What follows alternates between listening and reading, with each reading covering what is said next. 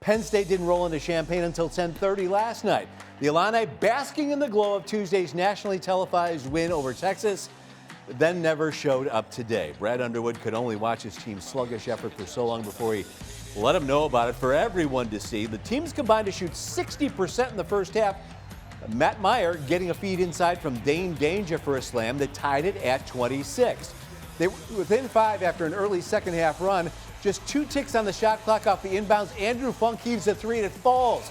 That started a 14-0 run. Funk had 20. So did Jalen Pinkett, who shows the second effort the Nittany Lions had all day as they win this one going away, 74-59.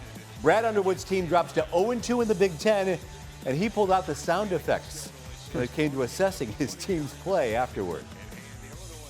Brady talked a lot about TJ's leadership since he's gotten here. That's what I thought of that today. You guys know I don't usually come in here like this after a loss, but I'm just telling you, our approach to this game right now is immature, and it lacks complete 100% lack of leadership. And if I got to go back to leading again, this team's in trouble. Somebody on this team's got to step up. That's what our producer Sean says after we mess up a highlight. Oh, man. Merciless. Can't even do it. We'll talk more Illini in a moment here. Mike Woodson, 14th ranked. Indiana facing 10th ranked Arizona in Vegas. Tamar Bates off the bench, dropping 19 last game. He had 13 tonight. Hoosiers get within 3, but the Wildcats would pull away. Azulis Tabelis, 2 of his 21. Zona takes this 89-75. Drew Valentine and 4-5 Loyola had a date in Atlanta to take on an 8-2 Clemson squad. Ramblers pretty much controlled this one start to finish, and they finished the first half with this buzzer beater by Braden Norris. He wound up with 19 points on the night, and the most significant new addition this year after losing a handful of guys from last year's NCAA team is D2 transfer Philip Alston. He hit 9 of 12 shots to lead all scorers with 23. The Ramblers roll in this one 76-58 over the Tigers. Dibs, the demon in a blue suit, rocking the Santa suit for DePaul UTEP at Wintrust. Final ticks the first half. Jalen Terry, not Dalen, from the logo. It's the buzzer beater. DePaul up 6 at the break. They would open things up in the second half with a 52-point performance. Javon Johnson at 23 to lead the way. Demons dig the Miners in a hole they can't recover from. 91-70 the final. They're now 6-4 on the season. A more impressive DePaul performance, the women visiting Northwestern this afternoon. Josh, I think it's safe to say Anissa Morrow out of Simeon not resting on last year's National Freshman of the Year honors. You did a feature on her last year, and she remains unstoppable for the Demons. In this one, she scored a school record 45 points while reaching the 1,000 career point mark in just her 43rd game. Only a dozen others have done that quicker in women's D1 history. She shot 18 of 32, 13 boards, 5 steals in DePaul's 81-63 win. Morrow and company now 7-3. Elsewhere, UIC beat Western Michigan 62-56. The Flames improved to 6-4.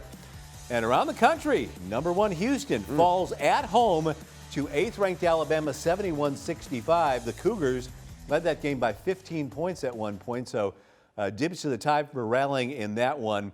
But, yeah, I want to go back to what happened down in Champaign because, you know, we saw an impressive win against UCLA.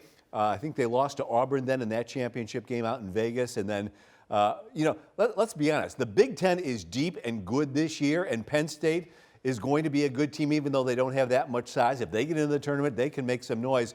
But just the lack of effort, especially on the defensive end that we saw from Brad Underwood's club, you could see him fuming on the sidelines in the first half. I'm sure some of the paint got torn off of the walls with what he had to say at halftime. Then he burns a timeout a minute and change into the second half when he saw what they were doing defensively. And that was the end of the floor that kept them in that game against Texas before rallying and prevailing on Tuesday night. That had everyone impressed and expecting them to climb in the national rankings. Yeah, Underwood lamenting the lack of leadership he saw today, the slow start, and the practices leading up. He said 2 of the worst practices he's ever been a part of after the win at Madison Square Garden. Of course, you're going to have that high come down to a low a little bit, but just inexcusable in his eyes. And he heard one of his players post-game in the locker room say, man, we just lost to Penn State. And he is thinking, look, there are no easy wins in the Big Ten. Yes, Penn State, you might look at them on the calendar, but be like, hey, we should beat them at home. But if you go in with that attitude, you're obviously not going to take care of business. So 0-2 in the Big Ten, not the start you wanted in conference play for the Fighting Illini. Yeah, and we saw what Northwestern did at Michigan State last weekend, too. Exactly. Tough conference for sure. North Central College has lost just one game in its last 38, and that came in last year's national championship against Mary Hardin Baylor, the sting of which has lingered all year. And today, the #1 ranked Cardinals had a shot at revenge facing the Crusaders in the D3 semifinals. First time North Central has hosted a national semifinal. Quarterback Luke Lanin was ready for the moment, told me earlier in the week he played his worst game of the season last year in that championship. And boy, did he come to play today. 4 touchdown passes, ran for 120-plus yards. This went to D'Angelo Hardy, 28-14. And then Ethan Greenfield, nation's leading rusher. He had 2 touchdowns, 127 yards. North Central shuts out Mary Hardin in the second half. 49-14 your final. They're headed to a 3rd straight Stag Bowl next Friday against D3 power Mount Union. There's a Redbirds team that we could root for. We knew before tonight's Heisman ceremony even started that a quarterback would be winning the trophy for the 6th time in 7 years, an 11th time in the last 13. How do we know that? Why are we so smart? Because those were the only options. And the winner for 2022, Caleb Williams, Southern Cal. The old ball coach with the announcement. Well, he's only 20 years old. The Oklahoma transfer won this year's honor, going away after throwing for over 4,000 yards, 37 touchdowns, only 4 picks. He ran for another 10 TDs. Max Duggan of TCU was a distant second, while C.J. Stroud of Ohio State and Stetson Bennett from Georgia finished 3rd and 4th, respectively. The Division I regular season cannot end without Army and Navy meeting up for the 123rd time, but never has America's game gone to overtime. Granted, the NCAA only instituted OT in 1996, but it's all right. History, nonetheless, at Lincoln Financial Field in Philly. 2 overtimes it took, and under bettors, they were not happy with that. But Navy on the doorstep when Anton Hall fumbles at the goal line. Army, watch it again, punches the ball out. Inches away from scoring there. So Army just needs a field goal to win it, and Quinn Moretsky from 39 yards out. It is true.